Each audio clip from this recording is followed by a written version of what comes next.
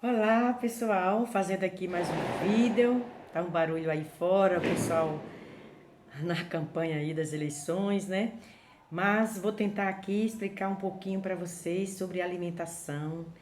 Eu estava refletindo ontem assim, gente, se a humanidade levasse em consideração a palavra de Deus, que é dita lá em Levítico 11, sobre alimentação saudável, o mundo talvez, gente, não tivesse passando por essa pandemia, com certeza, gente.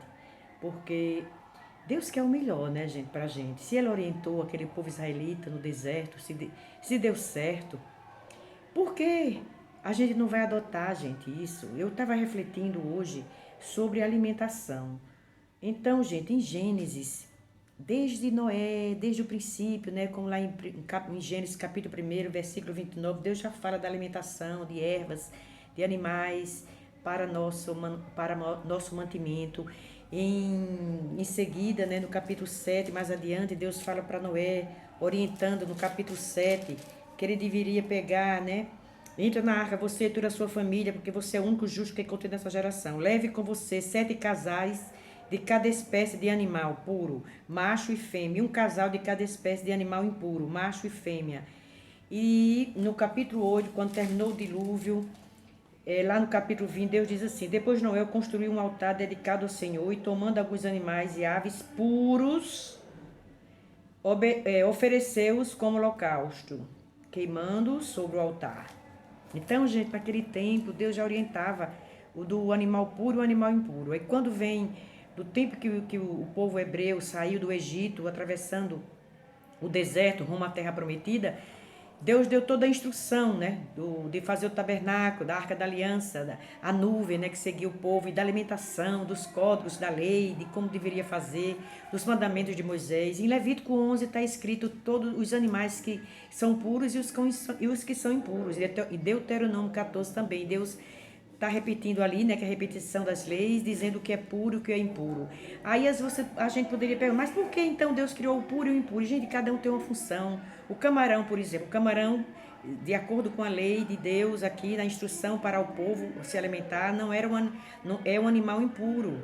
Se você pesquisar um pouco mais sobre o camarão, o que é que ele come lá no mar, vamos dizer que ele faz o papel do urubu aqui, que no Nordeste a gente é conhecido como urubu, que come só porcaria, né? Então, e a gente vai comer esse bichinho, gente. Aí a gente fica às vezes criticando o povo lá na China, por que eles comem morcego, por que eles comem esses animais, sei lá, rato, morcego, e os turistas vão para lá, tudo era bonitinho, gente, até antes dessa pandemia, mas agora não é nada mais bonitinho, porque desde 2007, gente, os cientistas já estavam alertando sobre o perigo. Eu até essa manchete, se vocês quiserem depois pesquisar. Cientistas alertaram em 2007 que consumo de animais exóticos era bomba relógio, porque morcego é reservatório de vírus SARS-CoV. E você sabe que esse ano, onde foi que começou, né? Lá em 2002, primeiro, um surto de síndrome respiratória aguda grave da SARS teve origem parecida com esse coronavírus que hoje o mundo está enfrentando, essa pandemia. E foi lá em Wuhan, na China, que começou tudo novamente. Imagina, mas como foi que começou isso? Antes da gente apontar para os outros, vamos olhar para a gente. Por exemplo, Sergipe, a cultura do sergipano comer caranguejo. Também é um animal que faz parte da lista que não faz bem, que é um animal considerado impuro. Mas tudo bem, gente, a gente é livre para escolher. Mas eu mesma comi muito caranguejo. Gente, como me fazia mal. Eu tinha dificuldade de digestão, às vezes me dava dor de cabeça. Inclusive, tem aqueles períodos, né, dos meses que tem R, dos meses que não tem R, quando você está com leite. E a gente decide comer porque é gostoso, saboroso. Aí a gente olha para a China e fica criticando. Às vezes acha bonitinho no turismo, mas agora não é nada mais bonito, gente. Agora é uma questão de epidemia, pandemia mundial. E os cientistas já tinham alertado do perigo para o mundo. E não deu outra, gente. Como foi descoberto? Lá no mercado em Wuhan, né? E agora a gente tá vendo, gente, por exemplo, na Dinamarca mesmo eles tiveram que sacrificar, gente, sei quantos aqui, Vison, alvo da indústria de peles, é o novo possível vetor de coronavírus para humanos. Eles criam esses animaizinhos em cativeiro, gente, os bichinhos, para a indústria de pele, né? Para fazer aqueles casacos suntuosos, né? À custa dos animaizinhos que vivem em cativeiro. Mas por outro lado, gente, Deus não disse que é pra gente ser vegetariano. Tudo bem, Daniel fez uma dieta vegetariana, né? Quando ele chegou lá na Babilônia, ele pediu para que não queria comer da comida do reino e do vinho do rei, pediu pelo menos 10 dias uma experiência. E no final daqueles 10 dias, viram como eles estavam saudáveis, né, fortes, com aparência ótima. Não estou dizendo para a gente ser vegetariano, gente. Isso aí também é uma corrente que existe, que é contra, que Deus manda, Deus determina que a gente possa comer carne. Mas a carne, você lê lá, Levítico 11, qual é a carne que a gente pode consumir, né? A carne de boi, carneiro, né? Cordeiro, leia, não vou dizer aqui, não tem como eu ler tudo porque isso ficaria muito grande esse vídeo. E Deuteronômio 14, depois eu vou colocar a descrição aí na descrição, as referências. Então, gente, se a gente quiser viver saudável, viver melhor, por que então, gente, a gente não faz o que Deus nos ensina, né?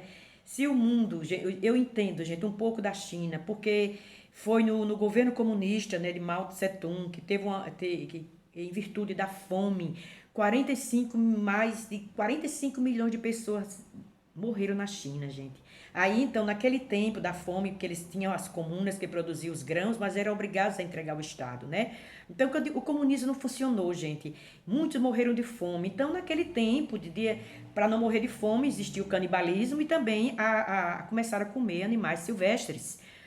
Mas tem animais silvestres, inclusive, João Batista, né, que está dizendo lá em Mateus e Marcos, ele comia gafanhoto e mel silvestre, mas depende do animal. Se você ler Levítico, vai dizer o que pode e o que não pode, se você quiser adotar como hábito, como estilo de vida saudável. E existe uma corrente aí de pessoas aí hoje e falando para deixar de consumo humano, de comer carne. Gente, isso não é bíblico, isso é do ser humano que está inventando isso, é um tal de querer, até uma indústria para consumo humano de insetos que está sendo construída. Vocês pesquisem lá na França, né, para consumo humano. Estão querendo substituir a comida do reino animal para uma comida artificial. Imagine, gente, já temos. Você vê hoje os casos de câncer no mundo dominando. No tempo, na minha geração, graças a Deus, meus pais ainda são vivos, com 92 e com 88 anos. As pessoas morriam da velhice. Velhice não é doença, né? Tinham hábitos mais saudáveis, comia as coisas plantadas ali mesmo. Eu fui criada no sítio, gente, plantando, cultivando. Meu pai plantava café, plantava abacaxi. A gente foi ensinado a cultivar horta. Graças a Deus, gente. Ninguém acredita às vezes a idade, eu aparento ter muito menos a idade. Eu não vou dizer aqui, porque às vezes a mulher não gosta muito de falar a sua idade, né? Mas, gente, graças a Deus, eu procuro ter um hábito saudável. E de vez em quando a gente faz uma dieta vegetariana, como o Daniel fez, para desintoxicar o organismo. A gente, um churrasquinho, uma carninha assada, não faz mal a ninguém. E está dizendo aqui na Bíblia que não é, que está determinado por Deus, desde que você não exagere, né, gente? Porque o pecado da glutonaria, esse é terrível, né, gente? Além da gente adoecer, a gente é um dos 7 pecados capitais, como diz aí, né? O pecado da gula. Então, gente, eu queria dizer isso. Se os chineses foram obrigados, pela circunstância, a adotar na sua cultura, veja como às vezes a cultura faz mal a gente. Então, que a gente não seja influenciado pela cultura. É melhor, gente, a gente ser influenciado pela palavra de Deus, que aqui o Senhor tem promessas de vida abundante, de vida de paz, com saúde. E é assim que Jesus disse.